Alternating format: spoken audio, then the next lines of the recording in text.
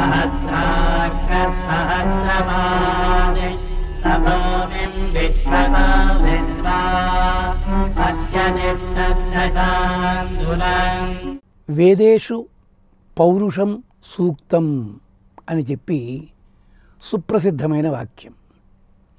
4 వేదాలలో కూడా తలమానికమైనది పురుష సూక్తము అని చెప్తారు. ఆ పురుష సూక్త వైభవాన్ని మనం వింగడించుకుందాం.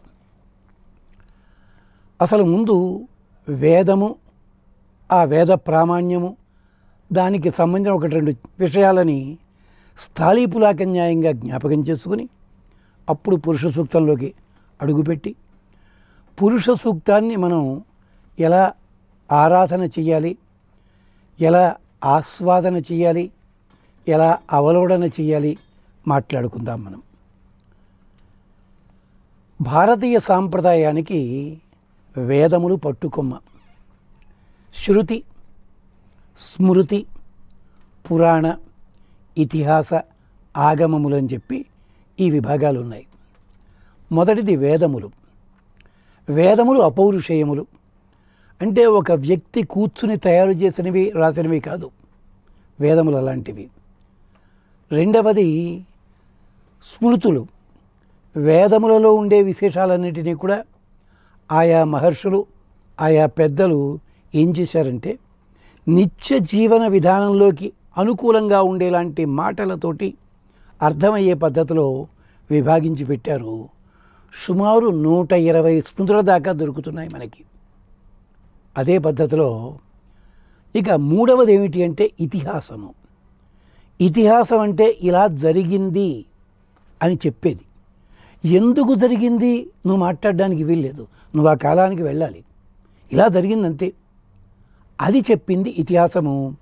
అదే రామాయణము, భారతము. అంటే ఎందుకు జరిగిందంటే ఏమో అక్కడ ఏం జరిగిందో మనకేం తెలుసును, జరిగింది చెప్తున్నా వినండి అంతే. దాంట్లో కల్పనలు ఉండవు, ఎదురు ప్రశ్న వేయడానికి వీల్లేదు. ఇతిహాసములు. ఆ తరువాత వచ్చాయి పురాణములు అని చెప్పి.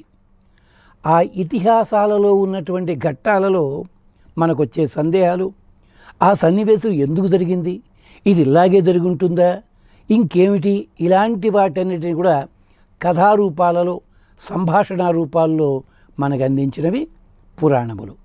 శృతి, స్మృతి, పురాణ, ఇతిహాసములు అయిపోయాయి. మరి ఇవన్నీ చదవలేని వాడి గతి ఏమిటి? ఆగమ శాస్త్రము అంటే దేవత అర్చనా విధానము. ఎలా అర్చన చేయాలి? అయ్యా నాకు దేవుడు అంటే పెద్ద లేదండి, ఏ దేవుడు దండం పెట్టాలో నాకు తెలియటం లేదు, మరి నేనేం చేయాలి?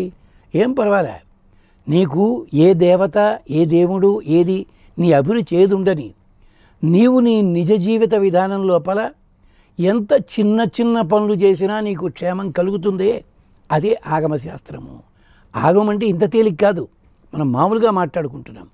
లేకపోతే పల్లెటూళ్ళలో వాళ్ళు ఏం వేదాలు చదివారండి ఒకప్పుడు, ఇప్పుడు చదవలేదే.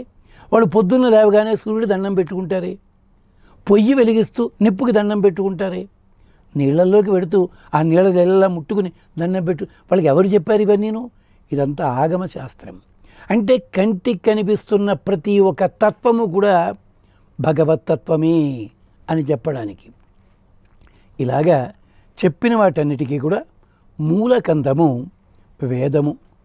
వేదములో 4 భాగాలు ఉన్నాయి. ఋగ్వేదము, యజుర్వేదము, సామవేదము, అథర్వణ వేదము. ఋగ్వేదం ఏమిటంటే ప్రధానంగా దేవతల్ని ఆహ్వానం చేయడం కోసం రుక్కులు మంత్రాలు చదువుతారు. దానికి ఏం కావాలి? శిక్షణ ప్రధానం. ఇలా చదువు, ఇలా గానం చెయ్యి, అంతే. నేను ఇలా చదువుతాను, ఈ అక్షరం ఇలా విడగొడతాను అనడానికి వీలేదు. ఎందుకు చెప్పామో అలా చేయి, అంతే. ఇది ఋగ్వేదం. అంటే మనం స్థాళీపులాగన్యాయంగా మాట్లాడుకుంటున్నాం, లోతుకి వెళ్ళటం లేదు. ఇక రెండవది యజుర్వేదము. యజుర్వేదానికి జ్ఞాపక శక్తి అవసరం ఉంటుంది. అంటే యజ్ఞం చేయడానికి, పూజ చేయడానికి, వీటన్నిటికీ ఏమేమిటి ఎలా ఎలా వాడాలి, ఏ మంత్రాలు ఉపయోగించాలి, ఇలాగా. అంటే కొంచెం జ్ఞాపక శక్తి ఉంటే తప్ప దాంట్లో ఆ పట్టు మనకి రాదనమాట.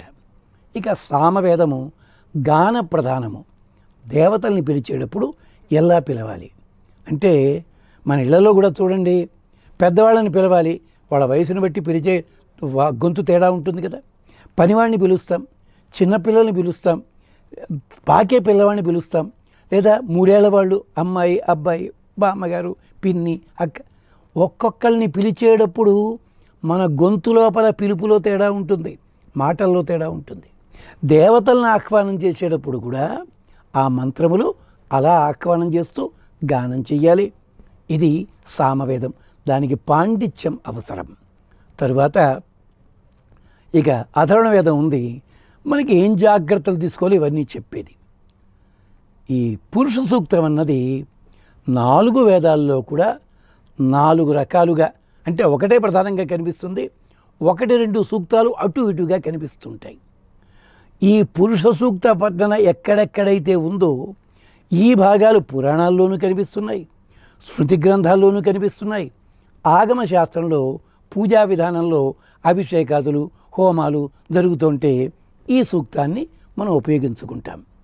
అంటే దీన్ని గురించి చెప్పడానికే మహాభారతం అవుతుంది. అంచేత వాటి లోతుకి వెళ్లకుండా పురుష సూక్తం అన్నది ఏమిటి ప్రధానంగా అన్నది ఎక్కడుందో చెప్పుకుంటున్నాం.